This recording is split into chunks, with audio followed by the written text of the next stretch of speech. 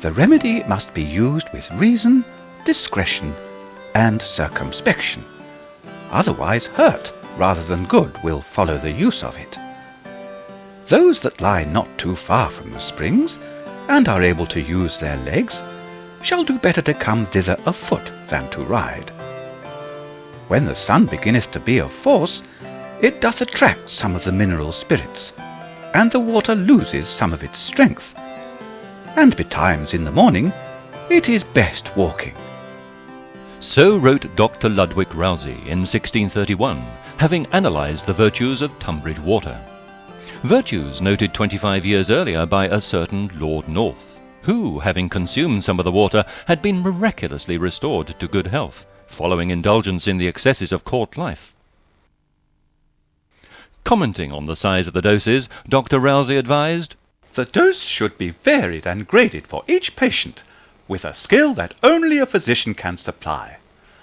But the larger the quantity consumed, the more likely the complete cure. It is a thing that will make the very women there filling the glasses to laugh, to see some patients sent there by ignorant physicians and appointed to take only 10 or 12 ounces of water. Thus a regime was laid down for the taking of waters at the new wells in Tunbridge. Water, according to the accepted opinion of the day, that had remarkable medicinal properties. It cured the colic, the melancholy, and the vapours. It made the lean fat, the fat lean, and dried the overmoist brain. And besides these and many other benefits, it warded off the plague. Such remarkable claims of the ultimate panacea were to turn Tunbridge into a socially attractive spa town.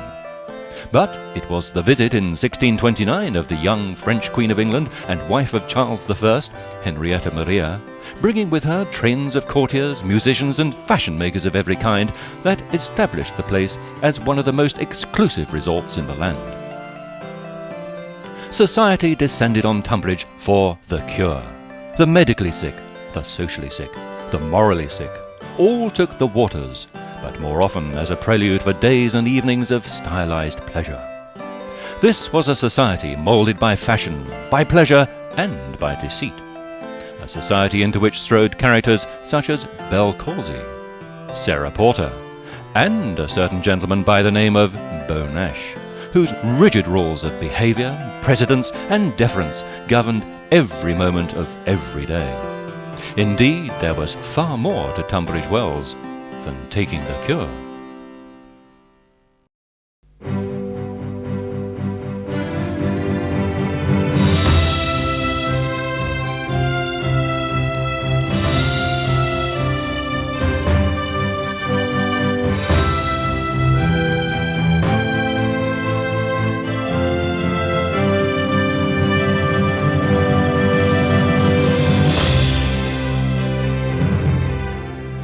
Tunbridge Wells is a modern country town, built as a resort for the rich and famous. A town of predominantly Victorian architecture, where parks, gardens and common form as important a part of the landscape as the buildings.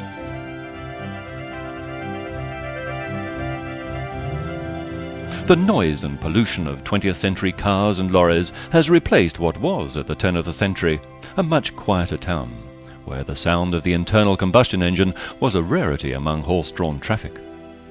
Life passed by at a more leisurely pace. Time to think. Time to stand and watch. Time to stand in the road and take a photograph. Still regarded as a town of genteel elegance, it has not escaped the pressures of redevelopment, the inexorable urban sprawl, or the intrusion of modern architecture. But survivors from earlier days are here, even if you have to look for them. The Crescent, built by Decimus Burton, a name synonymous with many notable buildings in Tunbridge Wells. Chapel Place, tucked away at the southern end of the High Street, still reminiscent of a bygone era. And here the old cottages and alleyways on Mount Zion, which lead down to Chapel Place and the church of King Charles the Martyr.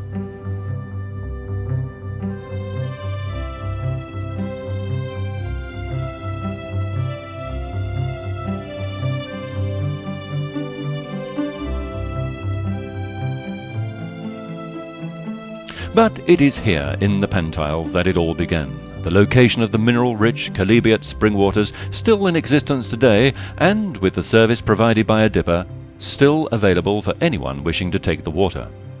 The very same spring water discovered by Lord North in 1606 on his return from Eridge Castle. Indeed, Eridge is clearly marked on this 16th century map, as are the churches at Frent, Speldhurst, and of course the castle and ancient town of Tunbridge to the north. But Tunbridge Wells is nowhere to be seen. Even by the beginning of the 18th century, it was only referred to as a hamlet in the parish of Speldhurst. But it could well have been the parish of Frent, or the parish of Tunbridge, because by some strange coincidence it seems that Lord North had stumbled across a spring situated only yards from the border of all three parishes, and, in addition, the border of Kent and Sussex, and, most notably, the boundary between the manors of Rustall, South Frith, and Lord Abergavenny's estate. Such close proximity to a complexity of boundaries and land tenure was to influence the pattern of future development, not least the church of King Charles the Martyr, a problem which was created in 1696, when, as a small chapel, it was doubled in size. Because it was built as a chapel, it was obviously built in someone's parish. Well, that started off okay because it was in the parish of Tunbridge. But when they doubled it in size, it turned out that the boundary went through the middle of the extended building. So half of it was in Tunbridge parish and half of it was in Speldhurst parish. And the incumbents of both of those parishes wanted to claim jurisdiction over it. And we are told that the two incumbents almost came to blows over the matter when they once met outside the building. And also, one of the incumbents in the 19th century of this chapel used to move the altar around. So if anyone from Tunbridge came in, the altar was to be found in the Speldhurst end, or vice versa. And therefore he managed to avoid having either parish claim jurisdiction over it. The altar may have been moved many times and arguments over jurisdiction fought, but the parish boundaries remained fixed, marked not only in the pavement outside the church, but by a disconsolate Speldhurst rector inside. Even Hasty's History of Kent in 1797 reported that the chapel pulpit stood in Speldhurst, the altar in Tunbridge, and the vestry in Frent. Little did Lord North realise what problems lay ahead.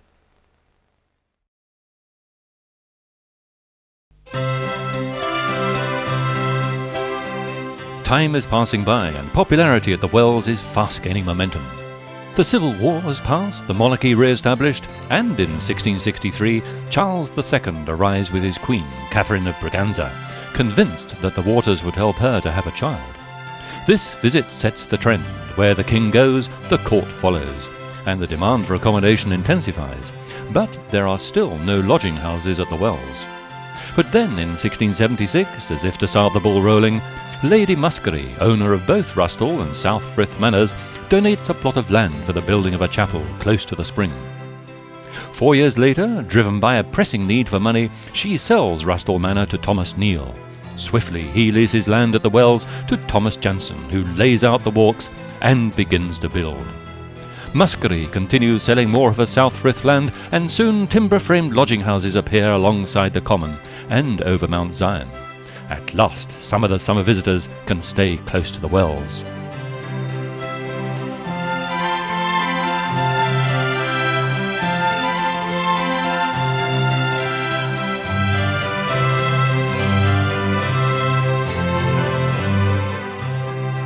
It's a busy scene, the tree-lined walks crowded with people toing and froing, some huddled in groups exchanging news and gossip. This is a place to see and to be seen, to promenade at leisure, to nod graciously at one another, even to take the waters. Stagecoaches come from afar, their destination the new hotels and lodging houses over Mount Ephraim and Mount Zion. Some call it the New Angel Inn, there with its sign across the London Road, or the Gloucester Tavern on the lower walks. But all will arrive to visit the Wells, now within a triangular enclosure with Lord Muskerry's graceful arched entrance.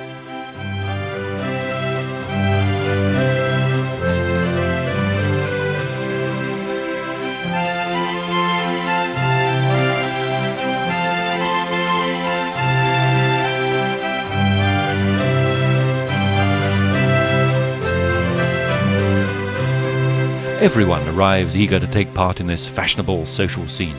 A rich social mix of nobility, gentry, rakes and fortune hunters, gamblers and pickpockets. All the butchers, bakers, grocers, water dippers, even the musicians that play in the gallery above the walks, tout new arrivals for their custom, while the taverns and coffee houses offer refreshment and a chance to win or lose a fortune at cards, or lose by some other less fortunate means. Indeed, this is not all that can be lost at the Wells, as by now they have gained the dubious title of les eaux de scandale, as many a female reputation has been ruined in their vicinity. Something that has not escaped the notice of a certain gentleman by the name of Daniel Defoe. When I came to the Wells, I found a great deal of good company there.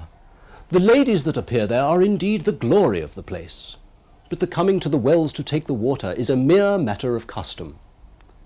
We rise early in the morning and go to the Wells, where gentlemen and ladies mix together in déshabillé, that's sort of loose morning attire, to drink the water, many in the company of their physicians, who swarm here like pickpockets at a fair. At 9 we go home to dress, and at 10 the company returns. Some go to church, and others to the coffee houses, where one is very well informed of what passes in the world. And as if it were another species of people or a collection from another place, you are surprised to see the walks covered with ladies, completely dressed and gay to profusion, wear rich cloth, jewels, and beauty not to be set out by, but infinitely above ornament, dazzles the eye from one end of the range to the other. The chief diversion at the Wells is to stare one at another, and he or she that is the best dressed is the greatest subject of the morning's tittle-tattle. The chiefest compliment among the ladies is, "I hope the waters pass well with your ladyship." And yet Tunbridge is also a place in which a lady, however virtuous, yet for want of good conduct, may as soon shipwreck her character as in any part of England, and where, when once she has injured her reputation, 'tis as hard to restore it. But some say, no lady ever recovered her character at Tunbridge without some apparent folly of her own. As the number of visitors to the Wells increased, the need for a master of ceremonies took priority. A certain gentleman by the name of Richard Beau Nash, already an established authority at Bath, was poised to take control in Tunbridge Wells. But the very formidable Belle Causey, entertainment's fundraiser and gaming room controller, was in charge. She was successful and popular, and there was no question of Nash usurping her territory. Nash had to wait until finally in 1735 Belle Causey died. Nash wasted no time, and in his first season at the Wells in 1736 attracted over 1,000 resident visitors. Nash established a strict code of manners. The new ballrooms, gaming and coffee houses organised with new vitality and brilliance. Good afternoon to you. Will you be kind enough to collect the subscriptions from these gentlemen for the ball on Thursday at the Assembly Rooms? I thank you. And when you've done that, perhaps you will also collect for the horse race we are holding on the Common on Friday. Yes, from you, sir, and from you. Nothing was free. Visitors were constantly pestered by an endless list of subscriptions. And for those that attempted to avoid payment, there was Sarah Porter, a formidable woman touter brought in by Nash, who would follow defaulters around the public rooms until they paid up.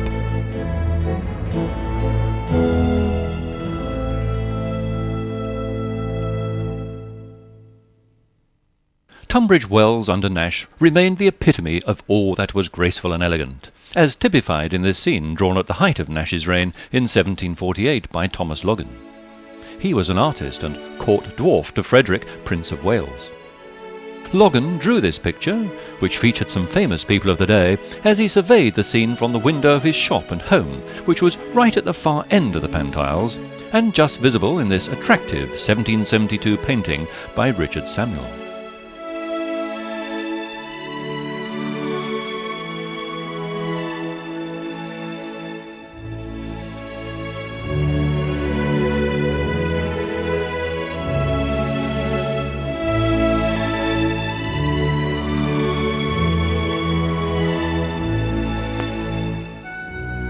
Just visible on the ground and seemingly unimportant are diagonally laid tiles. But it is the name of these tiles, correctly called pantiles, which has now been adopted as the familiar name of this part of the town. We have to thank Queen Anne for these pantiles. They were first laid down in 1700 on what was then called the Upper Walk, and some 2 years after, the sum of £100 was given by Queen Anne, then Princess Anne, to pave the area following a bad fall in the mud by her young son, the rather sickly Duke of Gloucester. The Gloucester Tavern was named after the Duke. That was opened in 1706. It's no longer a public house, but the building is still there, although considerably altered, as are many of the buildings seen on this map of the Pantiles.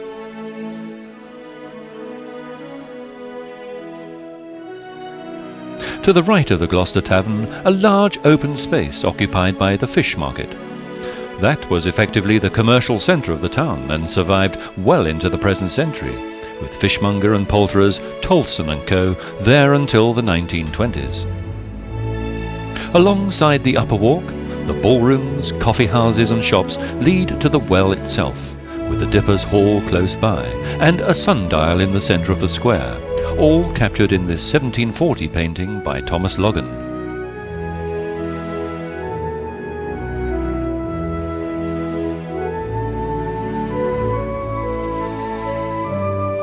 This picturesque scene, largely attributable to Lord Muskerry's design of 1664, remained virtually unchanged for some 140 years. But it was not to survive. In 1804, an elegant bathhouse appeared, still in existence today, but embellished in 1847 with an attractive portico.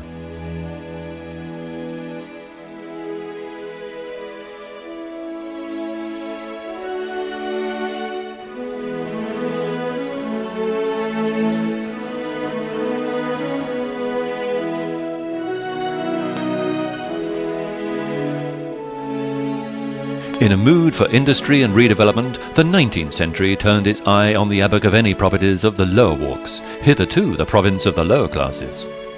On the far right of this Victorian engraving, the Royal Victoria and Sussex Hotel, which had been erected on what was part of the Sussex Tavern. To the left, a smaller building with a statue on top. This was originally a theatre, built in 1802 by theatrical entrepreneur Sarah Baker.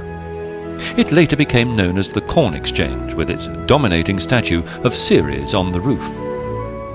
Buildings on the Upper Walk, too, were not immune from the developers. Gone are the public rooms which fell into decline, and in their place Victorian architecture, facades and decoration, which still survive today.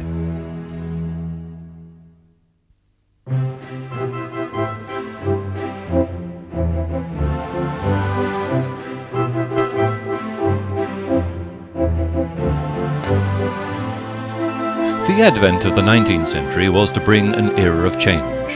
The importance of Tunbridge Wells as a spa and holiday resort was on the decline. But it was fast becoming a town in its own right, with the gradual merging of the settlements on Mount Ephraim, Mount Pleasant and Mount Zion. No longer did it exist merely to cater for a stream of summer visitors.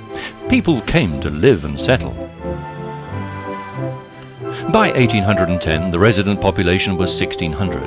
Permanent shops were established, with lodging houses and businesses thriving, many owned by well-known local families whose names appear throughout the church records of King Charles the Martyr. Burroughs, the well-known manufacturer of Tunbridge ware, just on the corner of Jordan's Lane. Delves, a coal merchant. Bell, who ran the brewery at the bottom of Mount Pleasant. And Strange, an innkeeper. In fact, this entry, a baptism dated May the 19th, 1819, records Edward Strange and his wife, Jane, who ran the Royal Kentish Hotel, previously the Angel Inn.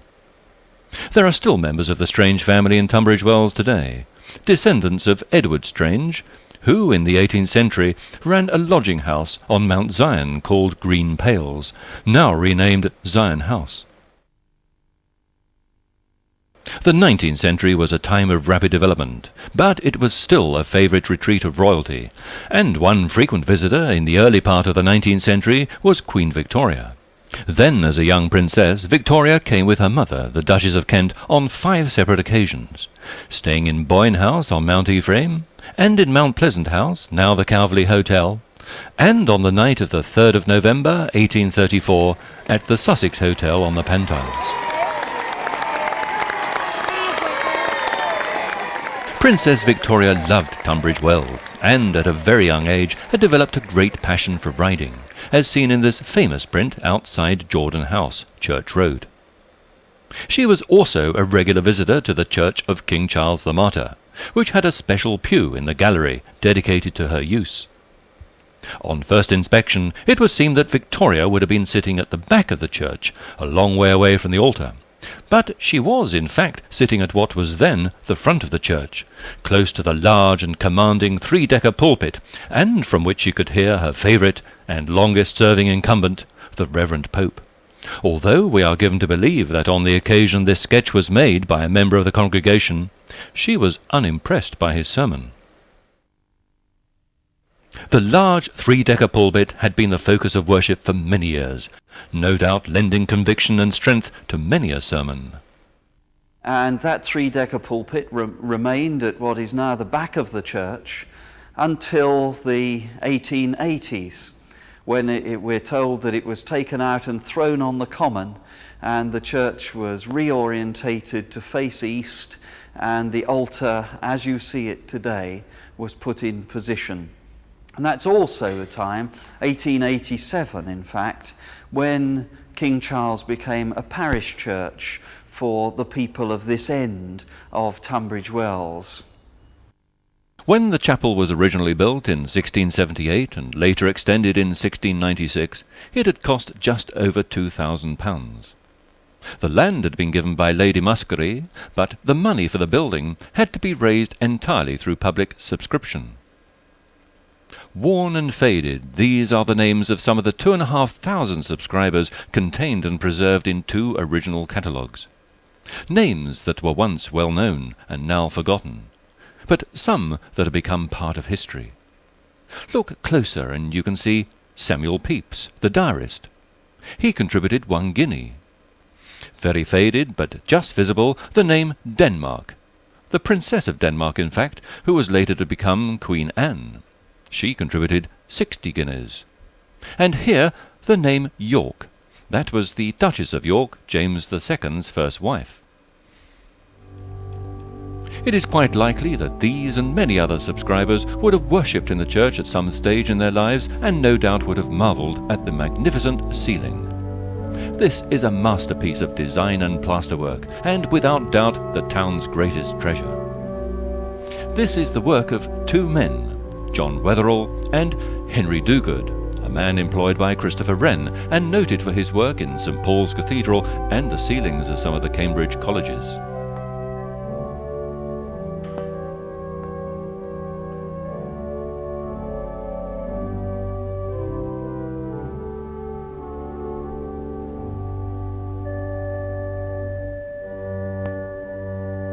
For many years, King Charles Chapel was the only chapel in Tunbridge Wells, and by the late 17th century had already gained a reputation for stirring, radical sermons. Sermons that were distinctly puritanical, anti-establishment, anti-Catholic. And with the religious turmoil that prevailed at the time, during the reign of James II, small nonconformist groups gained in strength. Among them local Presbyterians who wasted no time forming a church of their own, meeting firstly in Mount Ephraim House, then in a chapel built on Mount Zion in 1720 by a local Baptist, Mr. Jordan. At least this chapel satisfied the needs of some who considered that King Charles Chapel was there primarily for the seasonal influx of well-to-do visitors, not for the less well-off people who now lived in the area all year round. With the building of Mount Zion Chapel, other nonconformist groups soon appeared on the scene. 1760, and in marched the Methodists, John Wesley himself, and the very rich and uncompromising Selina, Countess of Huntingdon, who provides capital for her own chapel on Mount Ephraim, having fallen out with the Anglican establishment. The 19th century arrives, the population increasing, and in a surge of Wesleyan fervour, the Methodists open their own chapel in what is now Vale Road. Large crowds thronged to the new chapel, but at the expense of other small nonconformist groups. Mount Zion Chapel falls into decline, and in 1814 is temporarily closed, only to be reopened 16 years later by the Congregationalists. But they too moved to new ground along Mount Pleasant with the opening of their Congregational Church in 1847. Meanwhile, in 1867, the Countess of Huntingdon's wooden chapel is replaced by the more imposing and elegant Emmanuel Church with its tall spire.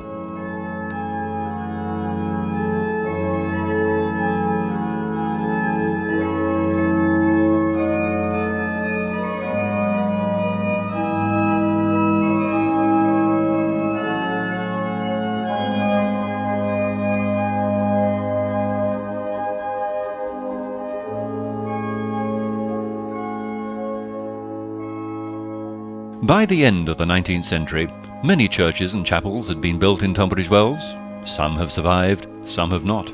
But perhaps the most prominent was Holy Trinity, built by Decimus Burton in 1829.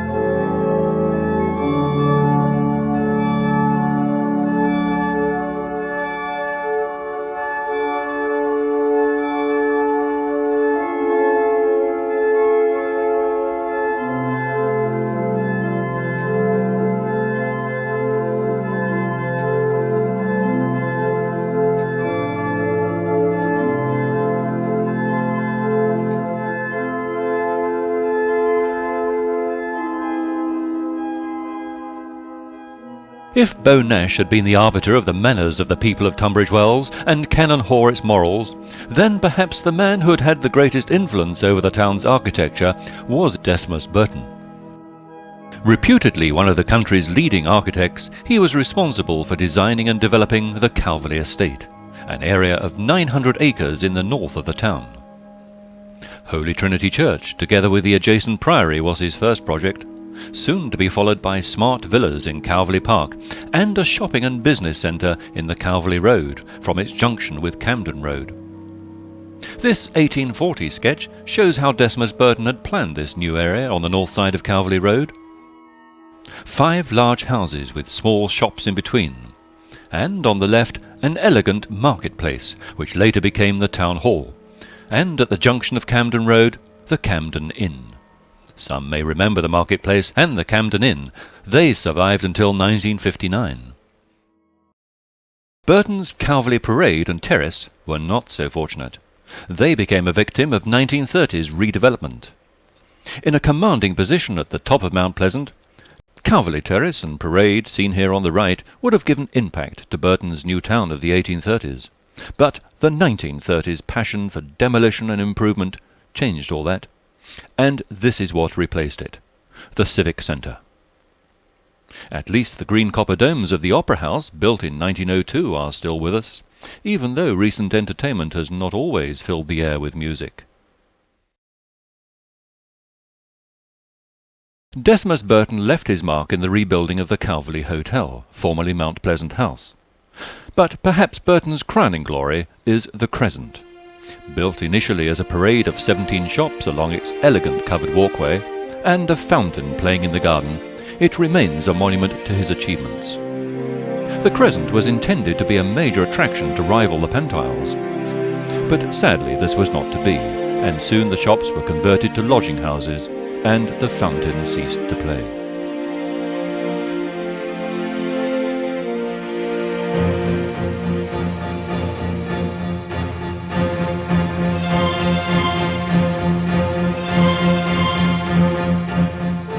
The year is 1845 and steam has arrived in Tunbridge Wells, heralding a new era of dramatic change.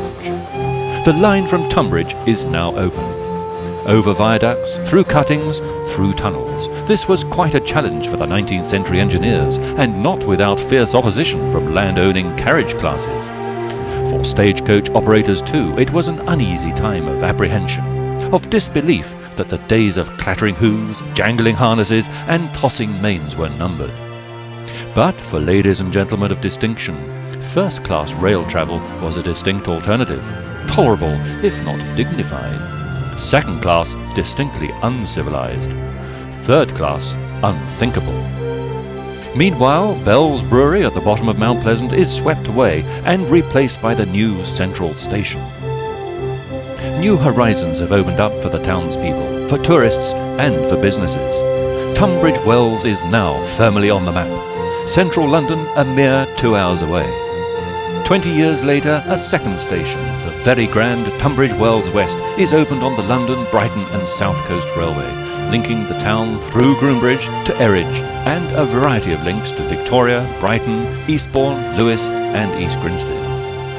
With more room to expand than the central station, Tunbridge Wells West soon boasted engine sheds, a timber yard, stables and several sidings, and in its heyday became home to a large number and variety of steam locomotives.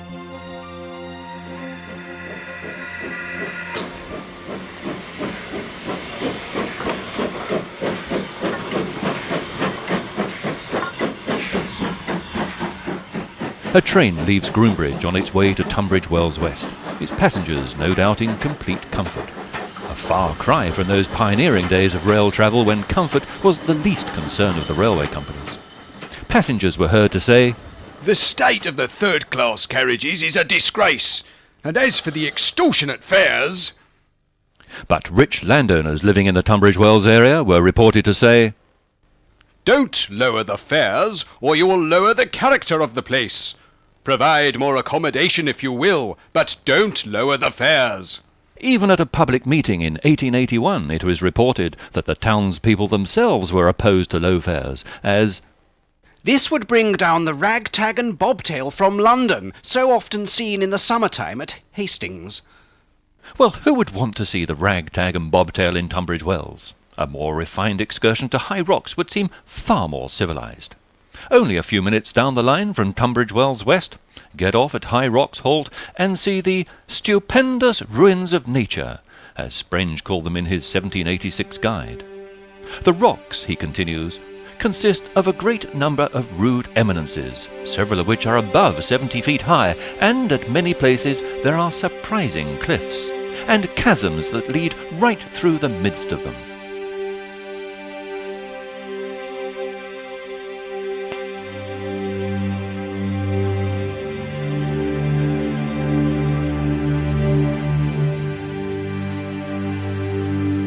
The railway, it seems, was the catalyst for the real expansion of Tunbridge Wells.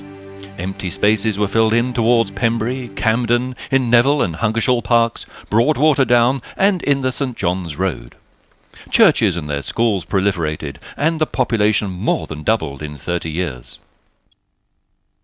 In 1870 the Great Hall was built for public functions at the bottom of Mount Pleasant, its arrival signifying the demise of the old assembly rooms in the Pantiles, which were no longer adequate for a town the size of Tunbridge Wells. Just down the road from the Great Hall, the small bridge over the railway at the bottom of Mount Pleasant was rebuilt in what was at the time a major engineering project. The new bridge would provide a much improved link between the Pantiles and the High Street of the Old Town, with the new developments to the north. But the Chalybeate Spring and the Pantiles belonged to the past, and were fast being forgotten as the townspeople clamoured for incorporation and equal voting rights. At last, in January 1889, Tunbridge Wells got its charter, delivered by a deputation sent to London, and seen here returning by a special train to Tunbridge Wells Central Station, amidst much celebration. This was an important occasion for Tunbridge Wells, as the town up to now had been a distant part of the much despised Tunbridge parish. Now, as if to rubber-stamp the town's independence, the charter is read out by the first clerk to the council, William Charles Cripps, outside the Old Town Hall in Calverley Road, in front of local dignitaries and a jubilant crowd. Now things would get done. A new town council, a new mayor.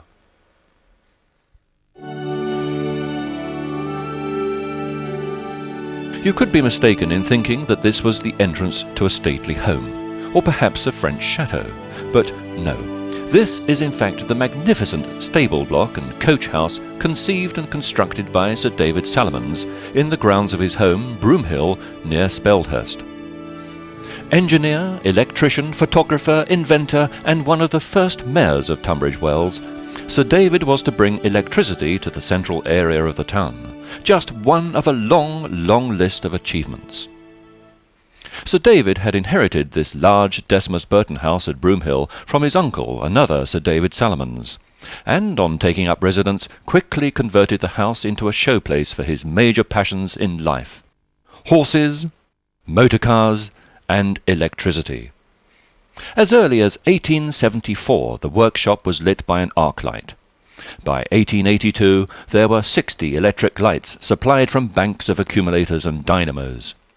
More workshops were built, a laboratory, photographic darkroom, and countless rooms wired and set up for electrical equipment and experiments. By 1896 Broomhill was fully electric, the first building in the country to use electricity for cooking and domestic work, years ahead of anyone else. And as if that weren't enough, in 1896 Sir David built an entire theatre next to the house, not as it might appear for theatrical purposes, but to give private demonstrations of his inventions and discoveries and the power of electricity. Here was the largest privately constructed and most technically sophisticated theatre in England at the time, with galleries either side, a projection room at the rear with brass switches, meters, dials and batteries still in situ. It remains largely untouched by time. Blinds, once electrically operated, would black out the theatre in seconds. Electric house lights would dim, and then in a blaze of floodlight and sound the centrepiece of this cathedral-like theatre would be revealed: the magnificent Velter pipe organ.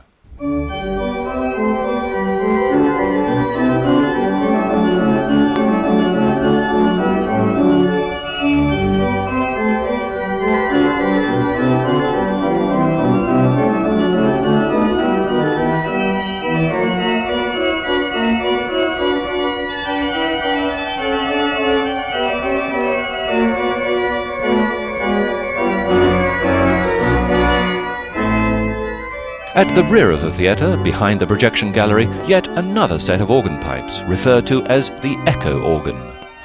The combined quadraphonic sound of the main organ with the echo organ would have been impressive even by modern standards.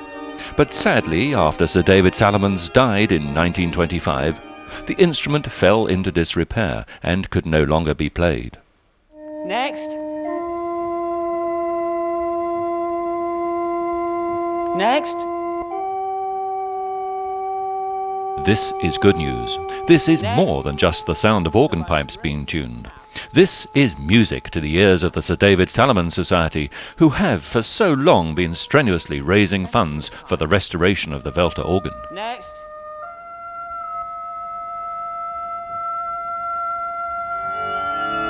Okay.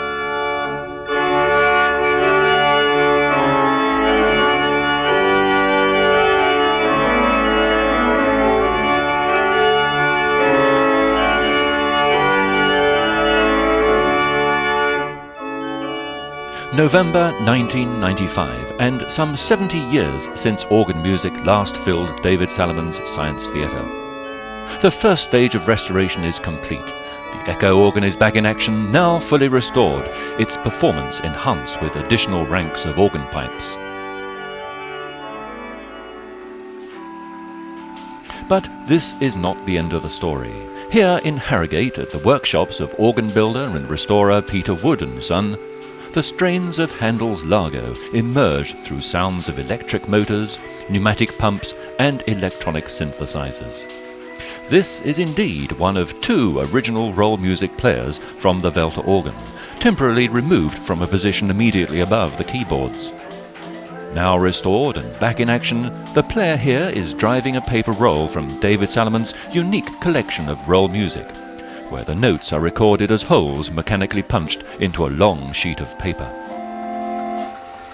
Many of the rolls, having been played repeatedly, are worn and delicate.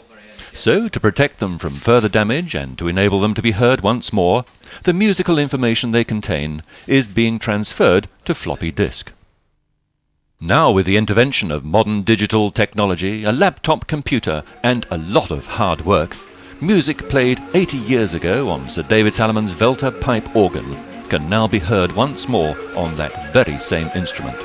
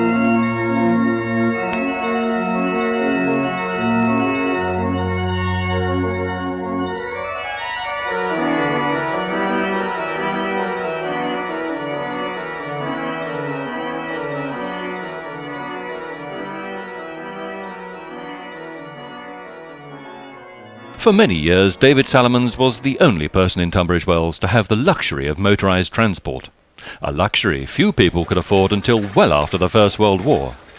Transport remained dominated by the horse.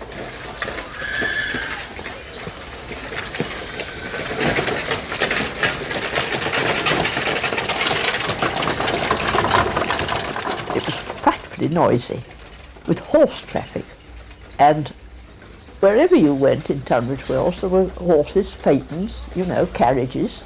People drove in with their carriage and either 2 or 4, and phaetons with 2. But it really was enormously noisy everywhere. You don't realise that. It's noisy now, but it was enormously noisy then. There were a few motor cars just before the war.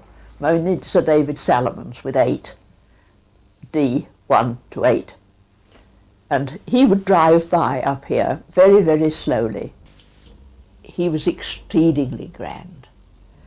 But everybody knew him by sight, you see, because he drove round quite regularly in one of these cars that he had, because he went on improving and so forth. But our first one, 1906, was a Didion Bouton 2-seater. And I can also remember 1912 being driven by my father on all roads then, very little tar macadam, the dust was absolutely appalling, being driven to Crawley Downs to see the first air race from Brighton to London. And we went to the Even though the pioneering days of air travel had arrived, at ground level the horse still dominated road transport. But the old Victorian and Edwardian horse-drawn omnibuses, which had served the public for decades, were giving way to horsepower of a different kind. By 1909, the Auto Car Company was running a motorised bus service in and around Tunbridge Wells. Large, solid-tyred vehicles were in service, together with open-topped coaches for pleasure trips. But soon, another bus company appeared on the scene, and not without a certain element of rivalry. Rivalry? Well, there was rivalry, very keen rivalry. Each one was trying to get the passengers. The more passengers you got, the more money you got. The red car was owned by 2 brothers who started it on their own, more or less. And the rivalry was very acute. Us drivers, particularly younger drivers, were willing to chase the bus in front of them and get all the passengers that they possibly could. And they found that the younger drivers paid in more money at the end of the day than the old, steady old drivers who only wanted to finish driving the bus and get home again. As for training to drive a bus, well, there was none. You simply got in and drove, and with a bit of luck, passed the bus test and got a police licence. And then it was up to you to get as many passengers as possible. You know Frant Hill? The road from Frant into Tunbridge Wells. I've come down that hill with 70 people on a 30-seater bus. And you only had rear wheel brakes. Believe me, you came down in second gear. You didn't rely on brakes to hold you up, because they wouldn't have done. They would have burnt out before you got to the bottom. In spite of some hidden perils in bus travel, most people were keen to travel, to get out and about, to go shopping, perhaps pay a visit to Weeks at the bottom of Mount Pleasant, the well-known drapers. During the 1870s, this shop expanded from a small cottage shop to a much larger store with the main building in Mount Pleasant and a smaller building just round the corner in Grove Hill Road. Later, in 1912, Weeks took over the adjoining Railway Tavern to occupy the whole corner site. For over a century, Weeks, now taken over by Hoopers, met the needs of the fashion-conscious. All manner of quality goods were sold: clothes, cosmetics, silks, linen, furniture, carpets, and much more. But Weeks was not the only shop on the scene. In 1889, the Monson Colonnade appeared, introducing a new concept in building, with shops at ground level and separate apartments above. On the corner of Calverley Road, competition appeared in the form of Waymark's, another large drapery store. Customers here may have been treated with considerable respect, but for those serving behind the counter, a stringent set of rules and fines. For example, Rule 2. Dusting party in shop at 7:30, breakfast at 8:30, return to business at 9:30. For every 10 minutes late, fine 6pence. Rule 4. Allowing the customer to leave the shop without being served. Fine 1 shilling. Rule 17. Reading books or newspapers, gossiping or loitering on the premises, or making unnecessary noise, whether serving or not. Fine 1 shilling. One wonders, was life really that bad at Waymark's? For customers, though, shopping was definitely a more social affair, accompanied by a chat in the local corner shop, or perhaps a browse through the street market in Calverley Road, just outside Waymark's. For more convivial, social gatherings, there were countless public houses. Some have long since gone, like this one, the Wheatsheaf in Camden Road, and a once familiar scene, offloading a horse-drawn delivery of beer. Some of the older public houses have managed to survive. The Hogshead and Compasses on Mount Zion. That appeared on Bowers' map of 1738, then just known as the Compasses, and owned by a Robert Mercer. And just a few yards down the hill, the Grove Tavern, another old but familiar public house, and but for the sight of wooden casks of beer, a scene that has changed little over the past 100 years. And then there was Harvey Williams' Central Cigar Divan and Smoker's Lounge at No. 9 the High Street. Not quite what it seemed, this place, a tobacconist most certainly, but at the rear a somewhat dubious drinking parlour, known by most as the Hole in the Wall. Just like public houses, high street shops came and went, but there is one shop which has survived virtually unchanged for 100 years, and that's Hall's second-hand bookshop in Chapel Place. Founded by Reuben Hall in 1898, it was later taken over by Hall's apprentice bookseller, a certain gentleman by the name of Harry Prattley. In a unique sound recording made shortly before he died in 1987, Harry recalls his memories of Chapel Place.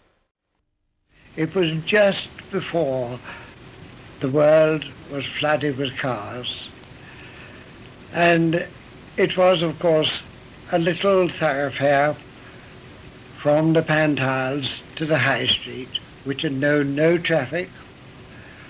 Half of it was cobbled, and its main use was for the travellers who came in those days into Tunbridge Wells from the West Station, passed along the Pantiles, up Chapel Place to the shops in the town, the country folk who came in at weekend to do their shopping. My little shop was in fact half of the big corner premises that were at that time Simmons. Now Simmons were clothiers, men's clothiers, and one of the things, of course, he sold were the bowler hats that every respectable country worker, if he could afford it, had in those days. The bowler hats, and there might have been well over 100 of them, were all tucked into the window like apples in a fruiterer's. And there was Mr. Simmons himself standing very proudly in the doorway, wearing a bowler hat himself and waiting for his customers. Hall's bookshop was very cramped indeed, with books everywhere, and in the middle a very narrow Victorian spiral staircase, which, even for slim people, was a tight fit. So, on a particular day, when a lady of ample proportions came along, disaster was inevitable, and, in the words of Harry Prattley, she got absolutely, completely wedged in the circular stairs, and I went to the top and tried to give her a push, but it was impossible. I couldn't move her, and by that time she really was getting anxious and in a panic. She was fixed there, seemingly for good and all. After much commotion, her dignity was finally restored when a workman removed a section of the staircase. And the one incident that momentarily brought Chapel Place alive and into the news had ended. Few people today are likely to remember this story, but many more are likely to remember the tragic case of the lady from Pembury, Susan Hyland. Seeking a new life in Canada after the First World War, her husband was tragically killed in an accident. But the news of his death proved too much, and in disbelief she convinced herself that one day her husband would return to Tunbridge Wells. Every day she would walk from Pembury to Tunbridge Wells and go to the station and ask, "Has he come back?" And every day the little figure would turn away and go back to Pembury. And then there was the story of the eccentric Anglican parson, who in a fit of madness would fling open the door of a local chemist and shout in a loud voice, "You're all damned!" The staff would reply, "Thank you, sir," and the sad cleric would go away. Of all the characters in Tunbridge Wells, few can exceed the notoriety of Frances Hayes Jackson, the wife of Jackie Jackson, gentleman jockey and associate of Edward VII. A charismatic and much revered eccentric, she was often seen driving round Tunbridge Wells in her green-painted Edwardian Lanchester. One day during the 1930s, whilst on Mount Pleasant, the brakes failed, the car ran away and crashed. The chassis was badly damaged, but amazingly the bodywork was largely undamaged, and a local firm managed to reconstruct the car on an Austin 16 chassis. Meanwhile, a collector and restorer of historic vehicles acquired the old damaged Lanchester chassis and said, if the original body ever becomes available, to let him know. The years went by until one day in 1943 he got a telegram. "Mrs. Hayes Jackson dead, body available for collection." Tunbridge Wells, it seems, had its fair share of eccentrics. But beneath this facade were ordinary people, looking much as our grandparents and great-grandparents would have looked. The Eagles football team in 1892.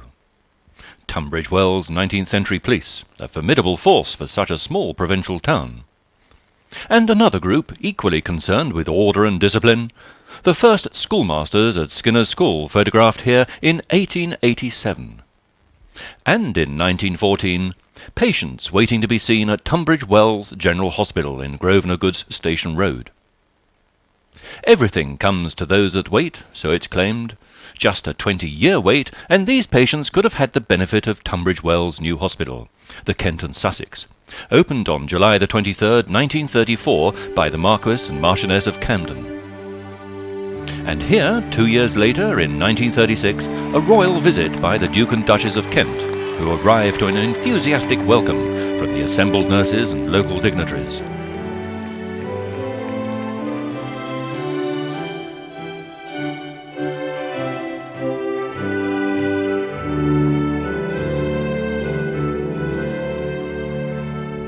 After a personal tour of immaculate wards and new facilities, the Duke and Duchess, along with staff and dignitaries, emerged from the new building.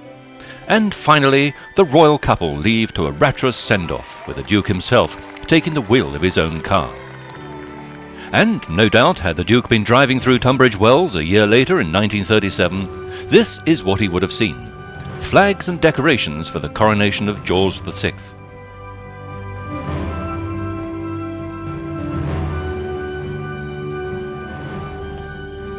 If there was some reason for celebration, national or local, then Tunbridge Wells celebrated with energy and enthusiasm. Camden Road in particular, always well decorated, whatever the celebration, and its fashion for decorated arches.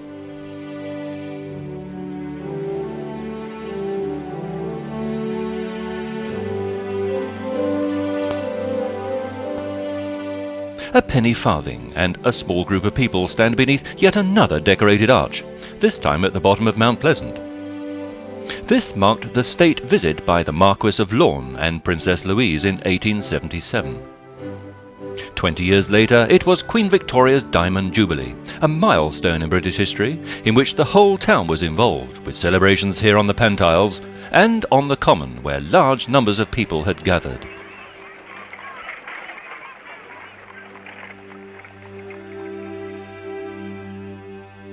Thanks to the artist and the early camera, 19th century Tunbridge Wells and its people still lives on. Scenes on Mount Ephraim with its hansom cabs and bath chairs sleepily wait for customers. A tranquil setting which has been lost along the way.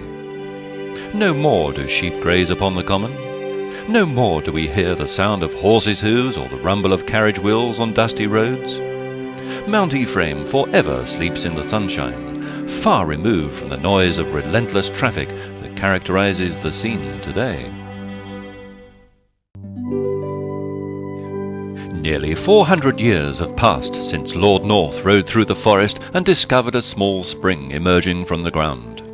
In all that time, the variously named walks, promenade, and pantiles have grown and developed, become the height of fashion, gone into decline, and then again been revitalized. The rich and famous, royalty and aristocrats have long abandoned these leisurely walks, but in their place come ordinary people from all walks of life and all corners of the globe to shop, to eat, or just dream about the past.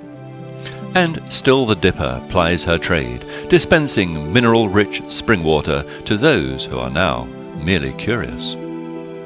Dr. Rouse's treatise has long been assigned to the history books, but perhaps he knew even then that the ritual of early rising, exercise, and taking the waters was a panacea for those rich socialites whose dissipated lifestyles were responsible for a host of maladies, both real and imagined.